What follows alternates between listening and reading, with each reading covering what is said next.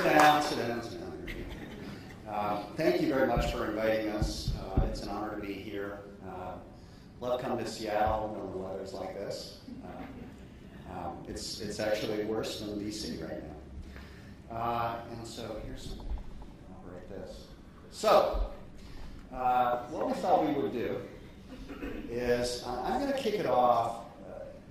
Everybody who's talking about the federal government started out their talk by saying, I had a totally different talk about 3 weeks ago, and it's changed now, and it really has changed.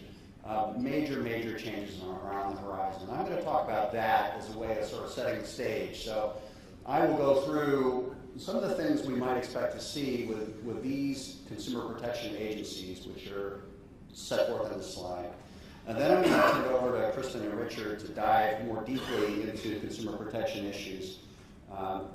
I have the liberty, since I'm not an FTC guy, to sort of comment on FTC matters, which Richard may not. And Kristen, being alum, can probably also speak a little more freely than Richard. Well, here we are. What does it all mean?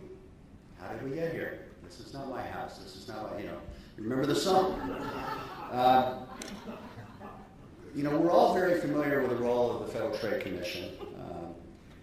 But over the past 4 years, the Obama administration, during the Obama administration, the FCC took on an increasingly important role in consumer protection matters, particularly as it applies to telecoms.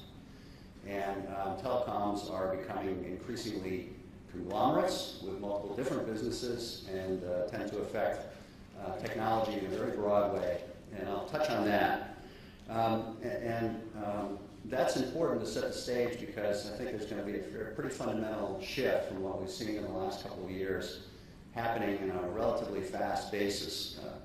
Then there's the CFPB, Consumer Financial Protection Bureau, which regulates consumer-facing financial transactions, credit cards and consumer banks. That was a creature of the Dodd-Frank legislation, which itself might be on the chopping block in the new administration. It's very clear that the new administration is hostile to the CFPB, and we'll talk a bit about what happens next for them. And then, of course, there are these other entities. There's private enforcement, class actions, the National Advertising Division, which is a self-regulatory body, and the states. All the states have attorneys general who enforce consumer protection laws. And that they may step into the breach to the extent we see a reduction in certain kinds of enforcement activities. So let's start off with the FTC and look into our crystal ball. What will the next administration bring? Right now, the commission, and it's a commission. There are 5 commissioners. There's supposed to be 5 commissioners. There are only 3 right now. Two of them stepped down last year, Julie Brill and Josh Wright, and there were no new nominations proposed before the end of the term, so therefore the new president will have the privilege of nominating new commissioners. There is a transition team which has been appointed. Josh Wright, who was the former commissioner of the FTC, heads the transition team. Professor Wright he's a professor of economics and law at George Mason University. He's a Republican, obviously. And he was an outspoken advocate while on the commission for the application of economic analysis to consumer protection matters. You have to understand that there are 2 prongs to the FTC's jurisdiction under Section 5 of the FTC Act. There's deception, which is the advertisement or consumer practice deceptive to consumers. There isn't really supposed to be any economic analysis applied to that because deception is presumed to have no consumer benefit whatsoever. So if the ad is false, it's sort of a strict liability thing as far as the FTC jurisdiction goes.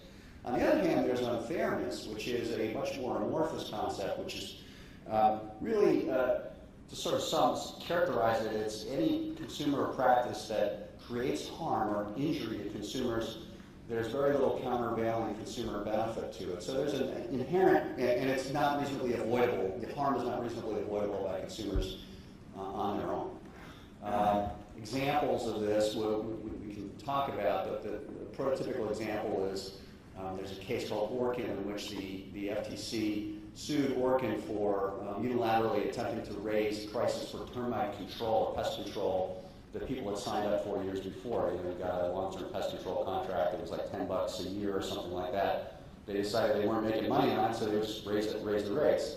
The people who all signed up for these things couldn't avoid that charge, and that's sort of a prototypical unfairness case. But economic analysis had not typically applied to the deception cases. And that's really important. And it's something that Commissioner Wright has advocated be changed. And so I think what we'll see, and more importantly, the Commission as a whole is broken up into three basic divisions. There's Bureau of Consumer Protection, there's Bureau of Economics, which is just full of PhD economists who figure out the costs and benefits of various things that the Commission does and support the other divisions. And then there's a Competition Bureau that handles all the mergers and merger enforcement work. So Commissioner Wright had written that the Bureau of Economics should not be sort of a back office that simply exists to support these other divisions, but they ought to have an equal voice in actions of the Commission going forward. So how would that play out in a consumer protection setting?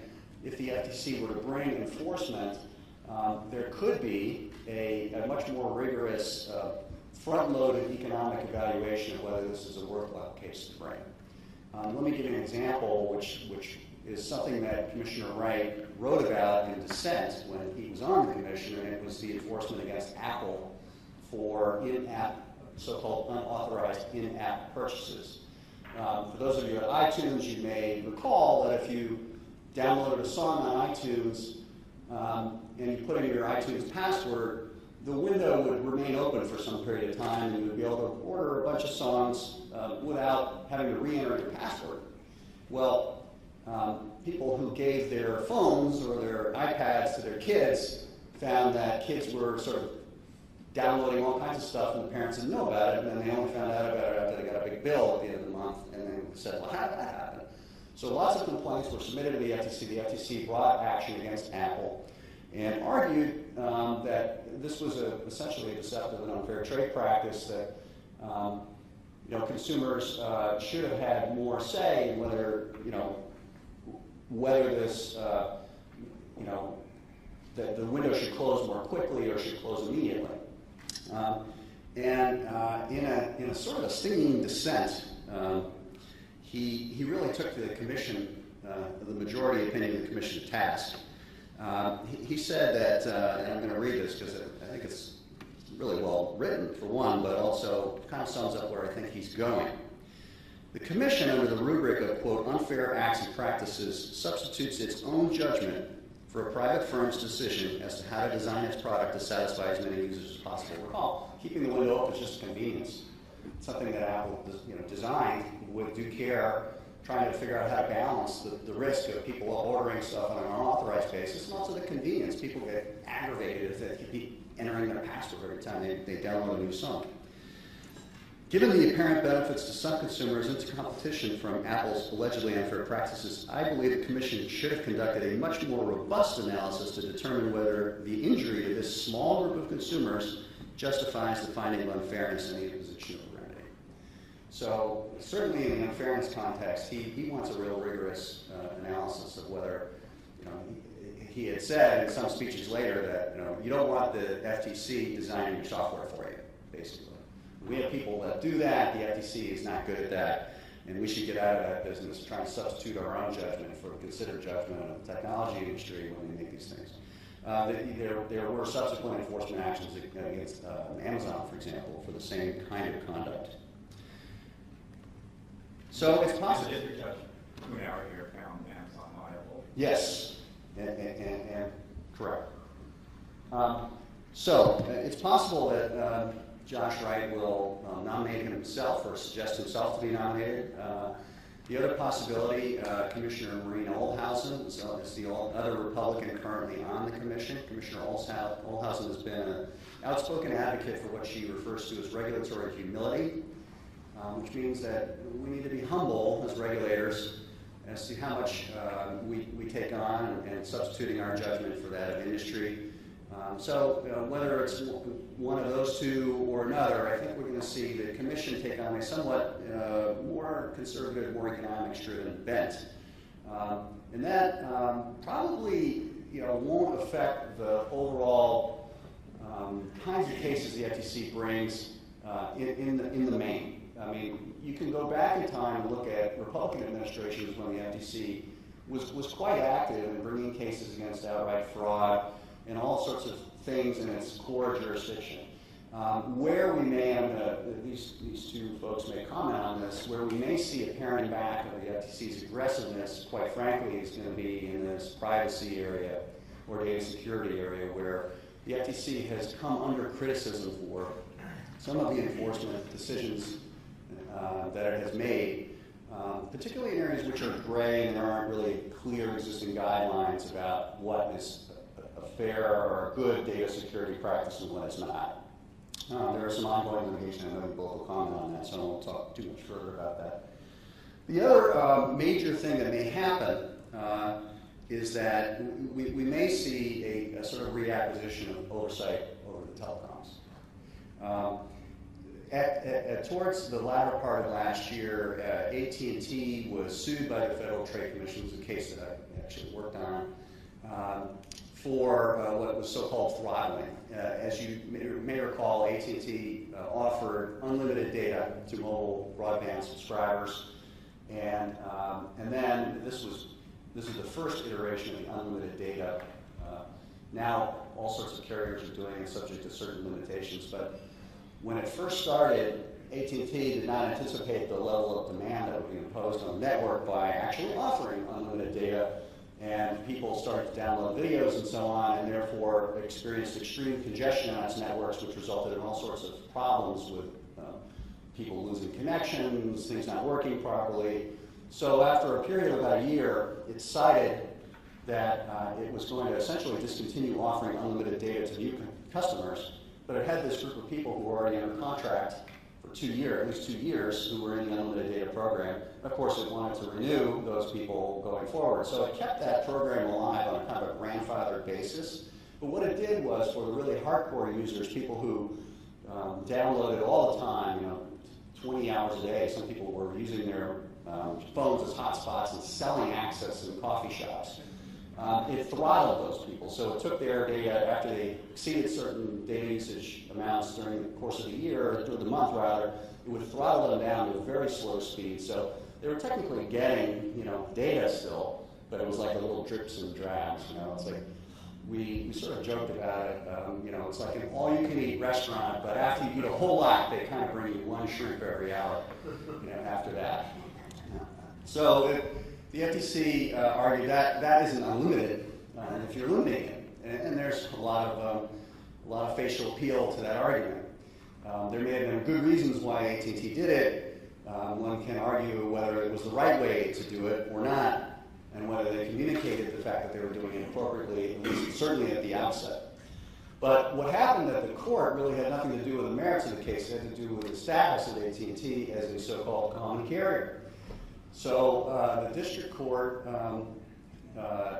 ruled in AT&T's favor, dismissing the case on the theory that AT&T was a common carrier and therefore not subject to the Federal Trade Commission's jurisdiction. That was unanimously affirmed at the Ninth Circuit, and the FTC has petitioned for a rehearing. I suspect we'll see that case, either way, wind up at the Supreme Court.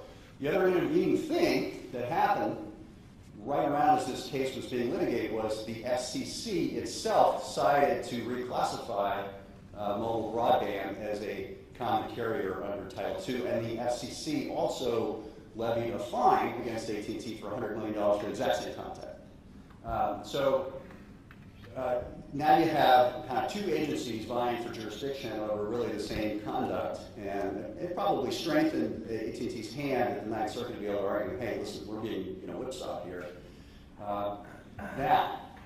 So that leads me to what happens at the FCC. The FCC's assertion of jurisdiction over mobile broadband under Title II and its imposition of net neutrality rules has been roundly criticized by more conservative thinkers. And I think Title II, this part of the FTC's jurisdiction and net neutrality in general are very unlikely to continue to exist in the new administration. The Trump administration has appointed 3 people to its FCC transition team. 2 of them come from the American Enterprise Institute. They are noted critics of the FCC. And so it's very likely, and they've written quite extensively about this net neutrality in general, calling it, quote, rent-seeking, and the taking a pipeline created by one company and just essentially giving it for free to somebody else. And we can argue about the merits of that, but that's just the sentiment that they have. I'm not going to take any position on it, but there have been numerous critics, even of so-called zero rating programs, which are, if you subscribe to T-Mobile, for example, you can get streaming video without accounting against your data on your phone. And that's called zero rating. It doesn't, there is data used, obviously, but it doesn't count against your data caps for your various data plans that you have. All the carriers have now rolled out versions of this. The most recent was AT&T itself. It's launched something called DirecTV Now, which is an over-the-top service. In other words, you could subscribe to DirecTV and you can have a satellite put on your home, but now you can get DirecTV on your phone if you have AT&T. And you can watch DirecTV, at least the live channels, anywhere you happen to be without accounting against your data. This is a new world that is springing up around us. We are becoming untethered from cables.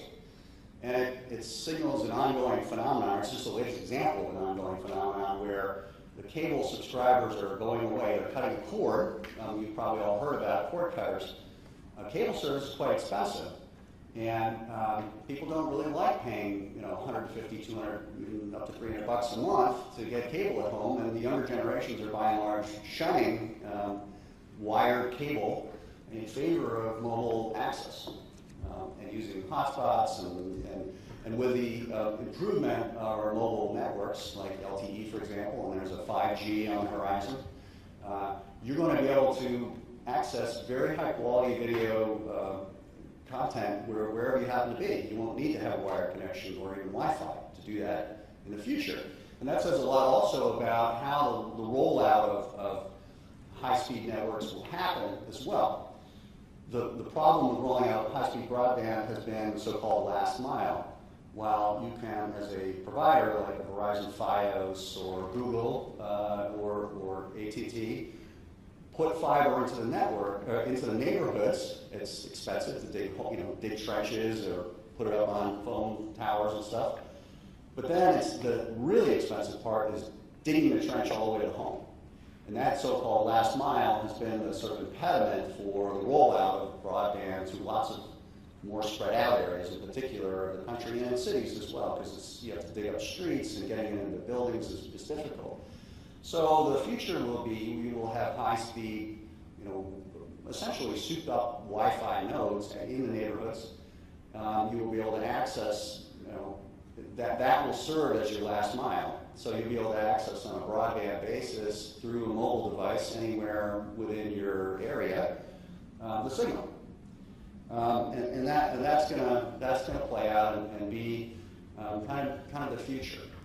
Now, also from a business standpoint, what does that mean for content? ESPN has reported over the last 2 months alone the loss of nearly 1 million subscribers. Now, why do people buy ESPN? Well, lots of people have it just because they're forced to, because it's part of their bundle on cable. With the transition to uncoupled bundles or so-called skinny bundles, people now have a choice. People who don't like sports, for example, can just have a basic TV package without being forced to have ESPN. ESPN essentially has been subsidized by people who have it and don't really want it. And now with this, what they call over-the-top, for example, DirecTV Now, where you can get HBO solely on an internet basis, HBO Go, You can subscribe to HBO. You don't even need cable. You don't need Comcast or anybody to get HBO anymore. And that trend is only going to continue in the new world. So if you're a telecom, you're terrified by this prospect that all the content can now be ordered separately by consumers over the internet. And that is driving fundamental change in the industry as a whole, and you see it play out in some of the merger activity that's going on. So this is sort of where we wind up. Providers can now compete outside their territories. DirecTV can compete everywhere in the country. You'll be able to get Comcast or anybody else, so they'll compete outside of their assigned borders.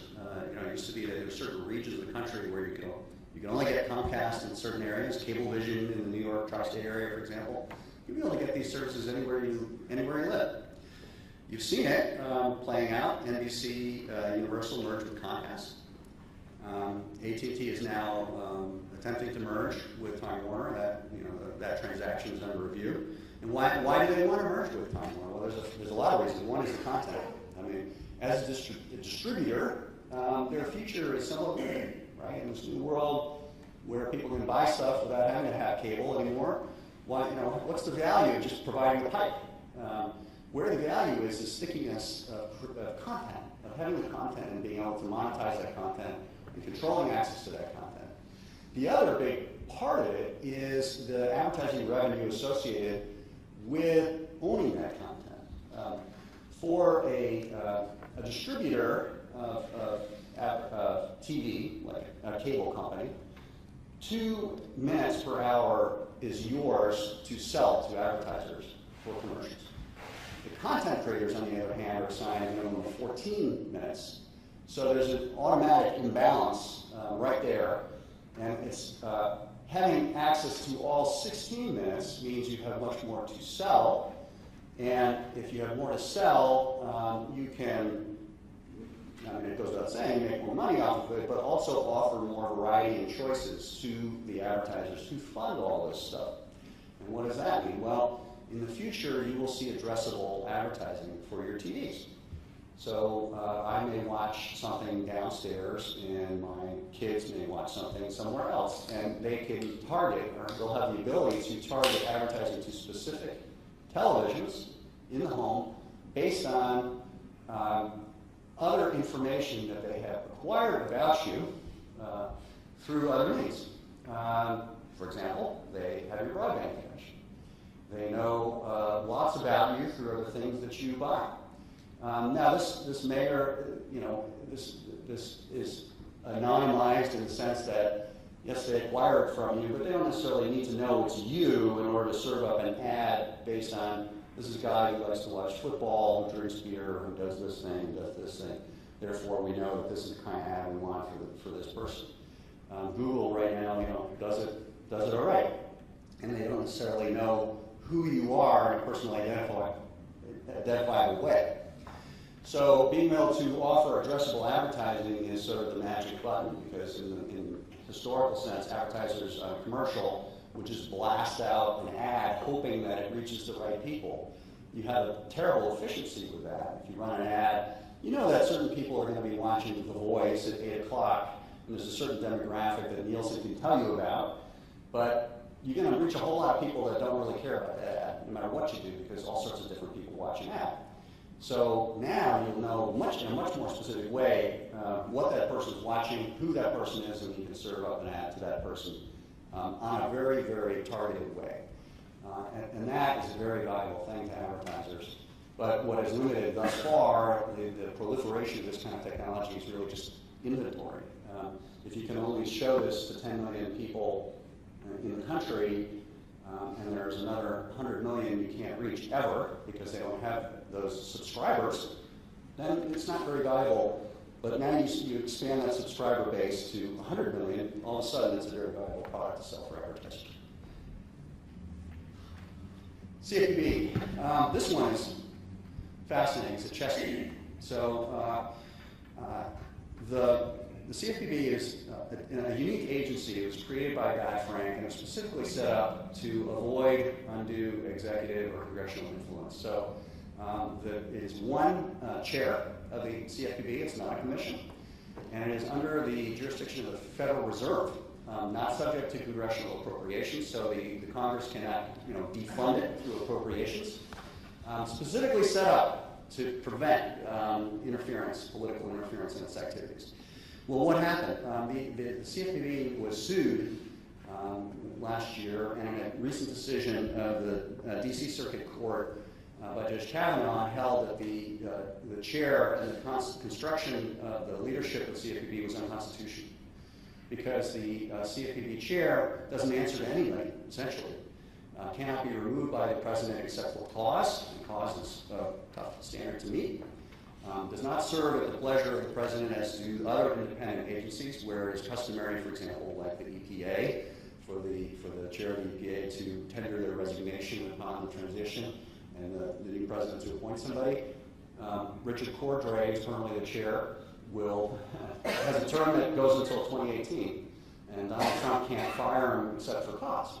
So the D.C. Circuit held that this was unconstitutional and that, consistent with criticisms of a lot of conservative thinkers who think that the agency should be reconstituted as a commission with 5 commissioners, 2 of one party and 3 of another. So here we have this sort of transition period now. That decision is going up to the Supreme Court. We now have no Justice Scalia, no replacement yet. At what point will the decision be heard by the Supreme Court? And will a new justice be appointed by that point? Even if the justice is appointed or nominated and approved by the Congress, that will still just reset the Supreme Court at the state it was at before Justice Scalia died. So it could be that the Supreme Court actually reverses the D.C. Circuit on this. So what next could Trump do? He could try to fire Cordray, in which case he might get sued. The CFPB could actually sue to have him reinstated. So it's going to be very interesting to see how this all plays out. There's certainly going to be an attack, a sustained attack on the CFPB. And it could be that the FTC sort of re-inherits this. The FTC essentially shares jurisdiction with it. So the race is on to deal with the CFPB going forward. So will consumer protection devolve to a Wild West now that we have a new administration? No, of course not. Hardly. I mean, the state AGs have always exercised jurisdiction in consumer protection matters, and one can expect that even though they are largely dominated by Republicans, that they will be very active in consumer protection. And in fact, perhaps step up and be more active if they sense that there's any slacking off by the feds. The FTC is clearly not going to go away. They're going to continue to do what they do. They've done it in Republican administrations and Democratic administrations. We'll continue to have class actions. It's busy as ever. Many of them are very stupid, but they're going to continue to be filed. We're going to continue to have Lanham Act cases. That's the private statute that authorizes one company to sue another one for false advertising. We're seeing more of those cases get filed, frankly, and more of them are going the distance. There are damages that can be awarded, disgorgement, all sorts of sweeping remedies. So companies will police each other is basically my message, and they're very good at it already. So we'll see more of that and self-regulation through the NAD. So with that, I'm going to turn it over to Kristen to take us forward in data security.